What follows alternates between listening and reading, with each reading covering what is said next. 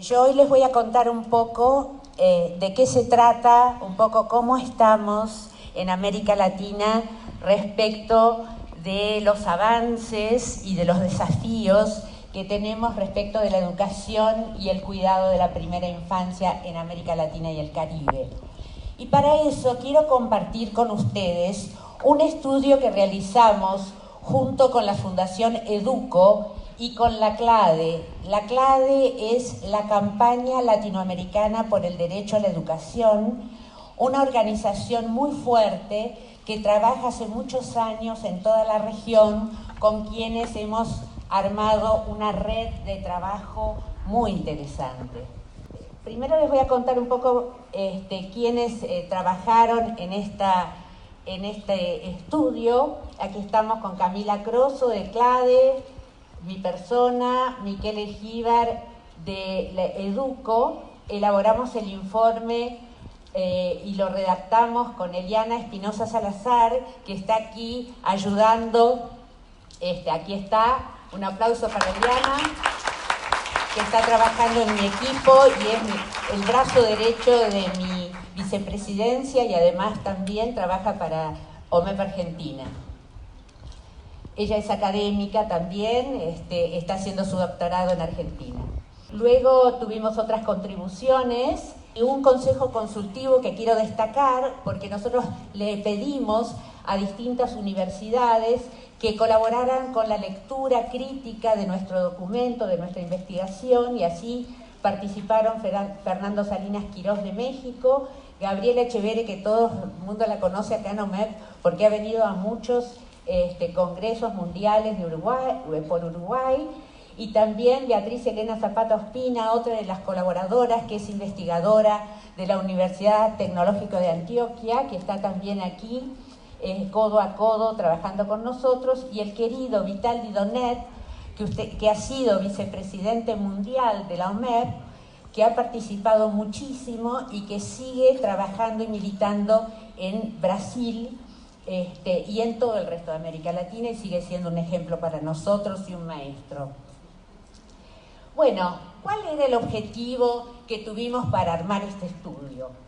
Ustedes tienen sobre el escritorio un resumen que hemos entregado del estudio, pero el estudio completo está disponible en la página de omeplatinoamerica.org. Lo que queríamos era poder hacer un verdadero diagnóstico. Uno de los grandes problemas que tenemos en América Latina es la falta de construcción de diagnósticos.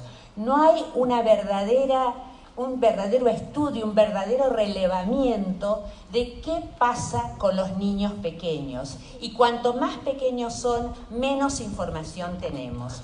Tampoco hay relevamiento serio sobre cuáles son los marcos legales y las políticas, que son ampliamente diversas. De tal manera que hicimos un barrido, hicimos un recorrido de todos los países de América Latina y Caribe, y luego pusimos foco sobre 10 países que estadísticamente eran representativos de cuál era la situación de América Latina.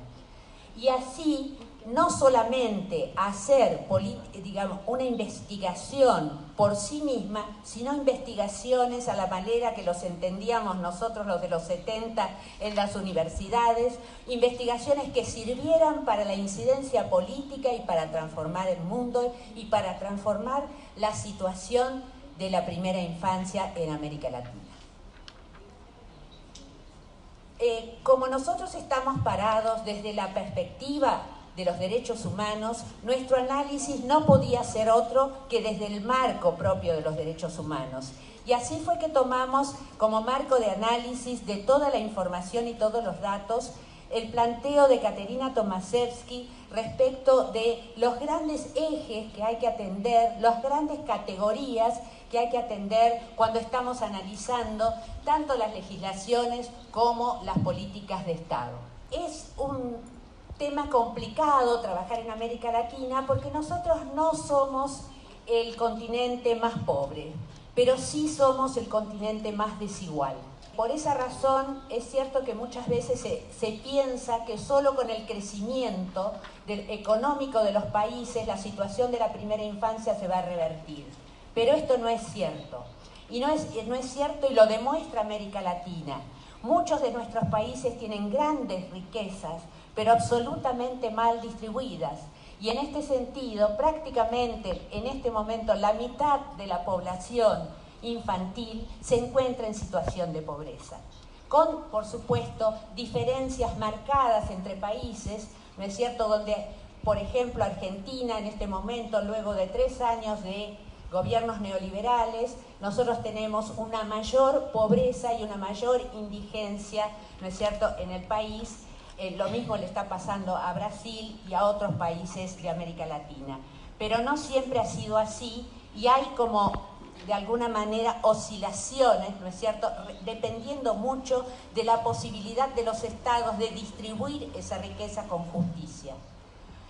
Aquí tenemos entonces que el cociente Gini es alto, ¿no es cierto?, es el que mide las desigualdades, pero ya les digo, podemos recorrer América Latina y Caribe y encontrarnos con cocientes muchísimo más altos que lamentablemente nos dicen que la infancia, la primera infancia, que son los más pobres de los pobres, están sufriendo grandes privaciones a nivel de vida, a nivel vital, pero a nivel, por supuesto, de derechos humanos.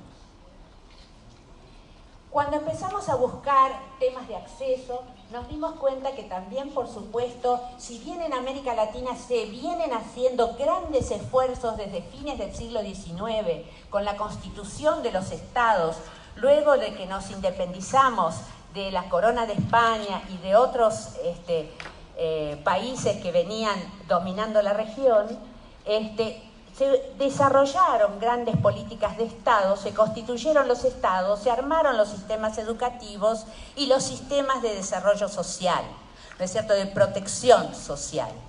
Es así que tenemos bastantes niños incorporados dentro de lo que es la educación infantil.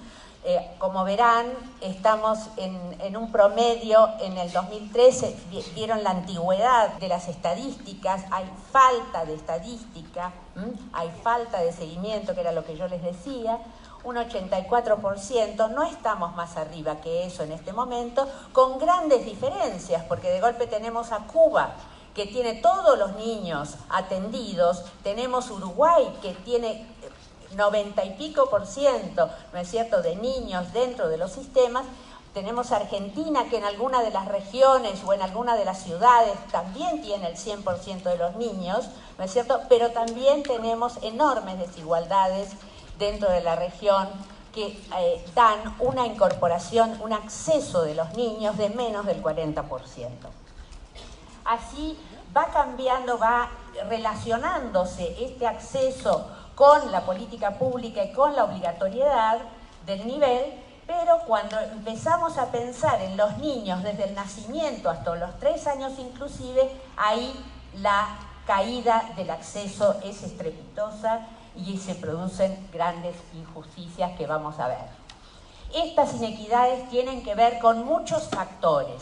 Tienen que ver, por ejemplo, que los niños que viven en ciudades tienen mayor posibilidad de acceso que los que viven en áreas rurales. ¿Quiénes son los niños que no van al jardín de infantes, que no van a las escuelas infantiles, que no van a los servicios de guarderías o de jardín maternal? Porque los nombres, lamentablemente, en Argentina de los servicios son muy diversos. En Argentina no, en América Latina, perdón. Son muy diversos, salas cuna, etcétera. Entonces, ¿quiénes no van? No van los niños afrodescendientes, no van los niños de comunidades originarias, ¿no es cierto? No van los niños indígenas y, por supuesto, van menos los niños pobres, ¿no es cierto? Hay una diferencia enorme de acceso respecto del sector social y del país. En este sentido, no es suficiente con tener leyes maravillosas, que las tenemos. Es importantísimo crear las políticas públicas que hagan posible estas leyes. Por eso nosotros decimos que las políticas públicas son artefactos de cambio. Y en este sentido, ¿qué vemos? vemos que hay una cantidad de factores que están impactando en la eficiencia y eficacia de las políticas públicas, ¿no es cierto? Por un lado, el sector de gobierno que lo lidera, lo vemos fraccionado. Por un lado está desarrollo social, por el otro está el sector educativo. No hay intersectorialidad, entonces se pierde una cualidad del derecho humano que es la integralidad, ¿no es cierto? También hay diferencias ideológicas importantes y aunque todo el mundo dice que está bajo el paradigma de la convención, la realidad es que en la formulación y aplicación de las leyes, la convención todavía es un sueño. También las edades están fraccionadas. Generalmente el sector educativo se ocupa de la educación obligatoria y tiene en muy pocos países la verdadera incorporación de todos los niños al sector. Un ejemplo es Chile, por ejemplo, que sí ha hecho ese gran esfuerzo, ¿no es cierto? Pero la mayor parte de los países tienen fraccionada la atención de acuerdo con las edades, ¿sí?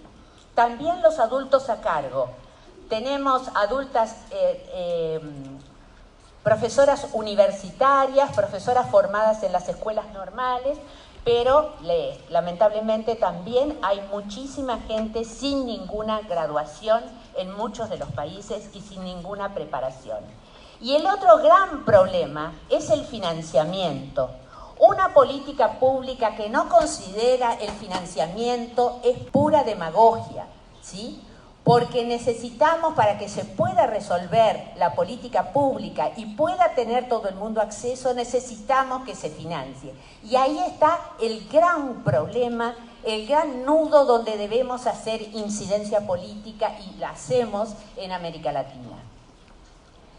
Esta fragmentación además se da porque no solamente el Estado está brindando el servicio, sino que frente a la inacción del Estado y frente a la poca extensión de la oferta, también salen paliativos, salen esfuerzos desde otros lugares, ¿no es cierto?, proponen servicios dirigidos a la primera infancia desde las sociedades civiles, las madres autoorganizadas, la privatizaciones que tienen algunas un buen signo y otras no tanto, porque están muy ligados a la mercantilización de la educación, ¿no es cierto?, y a la falta de regulación de esa privatización. Y eso marca las desigualdades de acceso, marca muchas desigualdades de calidad y, por supuesto, desigualdades en el financiamiento. Porque los padres que pueden pagar, ¿no es cierto?, van a tener a lo mejor mayor calidad. A veces esto es bastante relativo, ya lo sabemos, pero en líneas generales ocurre esto y marca desigualdades. Es así entonces que nosotros tenemos que vigilar dentro de las políticas públicas que no solamente haya gratuidad para que haya grandes masas que puedan acceder, ¿no es cierto?, de niños que están en situación de pobreza en América Latina y que están excluidos de los sistemas, que puedan incluirse, porque esta obligatoriedad le genera a los estados la obligación de cumplir con la universalización del derecho, ¿sí? Por el otro lado, vemos que hay muy poca inversión en edificios propios. Hay algunos países que han hecho grandes esfuerzos. Acá la tengo a la compañera Desiree Maturana, que viene de Chile, que ha sido la directora general, la vicepresidenta de la JUNJI, la Junta Nacional de Jardines de Infantes, y durante el gobierno de Bachelet se puso como meta de gobierno, ¿no es cierto?, crear instituciones con sus propios edificios y su buena calidad en los materiales, en las provisiones, pero esto es una excepción en América Latina. En líneas generales se funciona en edificios remodelados o robados de los espacios de la escuela primaria. Esta es un poco la experiencia. Necesitamos más infraestructura. También hay, bueno, por supuesto, hay hay supervisión, pero hay insuficiente supervisión, ¿sí? Esto también está marcado por la desigualdad. De golpe en la ciudad de Buenos Aires nosotros tenemos una supervisión muy adecuada, pero en el Uruguay, en Chile, ¿no es cierto? Pero en otros países esta supervisión es una meta imposible, porque cada supervisor, cada regulador tiene muchísimas instituciones que ver, que orientar, que acompañar, que contener. La otra desigualdad tiene que ver con la calidad, tiene que ver con la adaptabilidad que tiene que tener la política pública. Esta política pública construida para la primera infancia. Y acá otra vez tenemos el problema de la gran corriente que hay en el mundo de querer evaluar a los niños, querer primarizarlos, querer aplicar los cánones pedagógicos y didácticos de la escuela primaria para los jardines de infantes, para la primera infancia. Entonces, las propuestas muchas veces son altamente rígidas, donde se pierde el juego, se pierde el arte, se pierden los lenguajes expresivos, se pierde la creatividad, se pierde la participación del niño y la escucha del niño, ¿no es cierto? Y el ajuste, la adaptabilidad del proyecto a las necesidades reales de cada uno de los niños. En este sentido, el enfoque EduCare es un enfoque que, a pesar de que está en la observación general número 7 del Comité del Niño, no se practica realmente de manera integral y realmente de manera rica. Entonces, ¿qué pasa? Hay dos clases de servicios.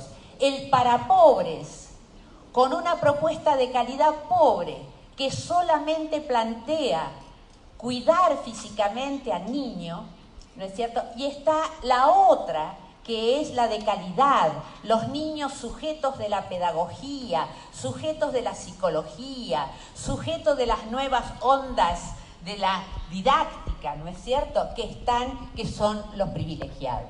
Y esto, por supuesto, se ve muy marcado por algo que yo dije antes, los educadores, ¿no es cierto? Los educadores tenemos que trabajar mucho más, está muy feminizado, somos todas mujeres.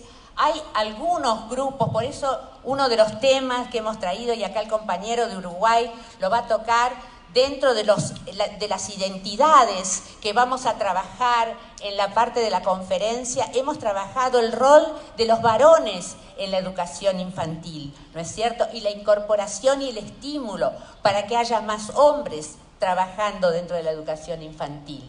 Por supuesto, también esto tiene que ver con el reconocimiento económico, con los salarios, con el estatus laboral, ¿no es cierto? Si están realmente dentro de los sistemas o pertenecen al mundo oscuro del mercado negro, donde se le paga sueldos miserables o se les da propinas a los educadores.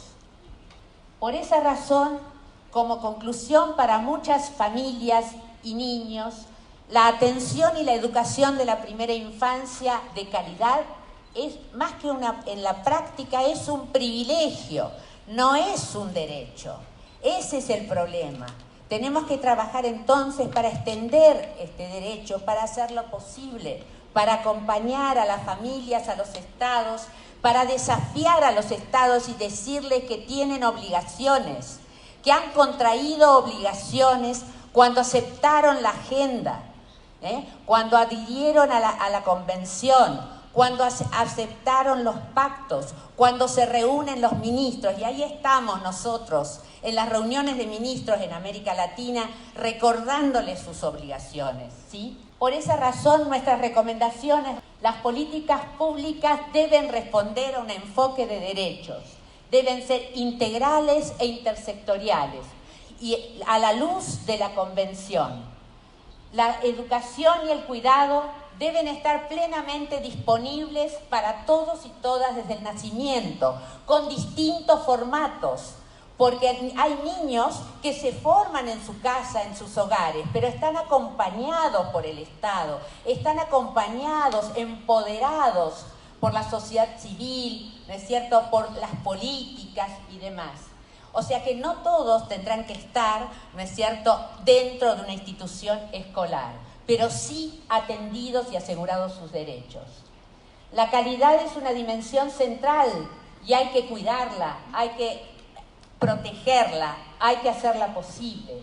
Las evaluaciones no deben estar presentes para estigmatizar a la infancia, ¿sí? Deben ser aplicadas para poder ayudar a mejorar los servicios y las políticas.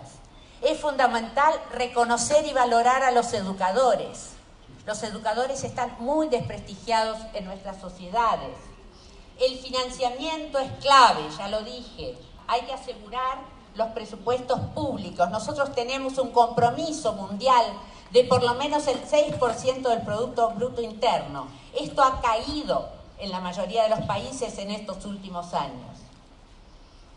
Se hace necesario consolidar información, porque sin información no se puede construir política pública adecuada.